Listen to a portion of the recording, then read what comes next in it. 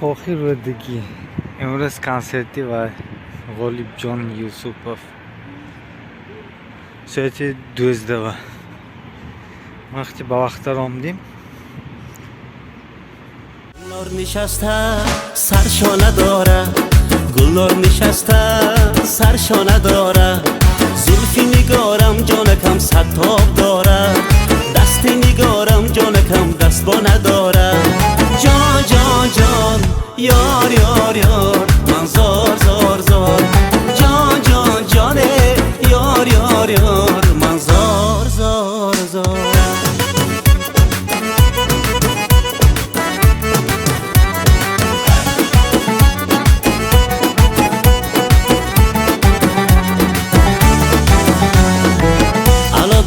بیبوسیدم لبانه با دستی خود بیماندم کوکولانه اگر یک تاری مویت کنده گردد تمامی مال و ملکم را براید هی گلنار نشسته سرشو نداره گلنار نشسته سرشو نداره زلفی نگارم جانکم ستاب داره دستی نگارم جانکم دست با نداره جان جان جان یار یار یار من زار زار زار جان جان جانه یار یار یار من زار زار زار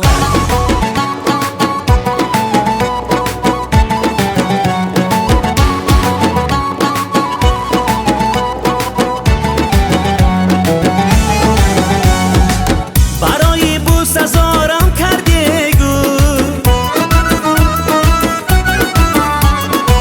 بدان غم دوچارم کردی گو کنون از نیش من اندیشه بین ما گل بودم که خارم کردی گو هی گلنار نشسته سرشو نداره گلنار نشسته سرشو نداره زلفی نگارم جانکم ستاب داره دستی نگارم جانکم دست با نداره جان جان جان یار یار یار من زار زار زار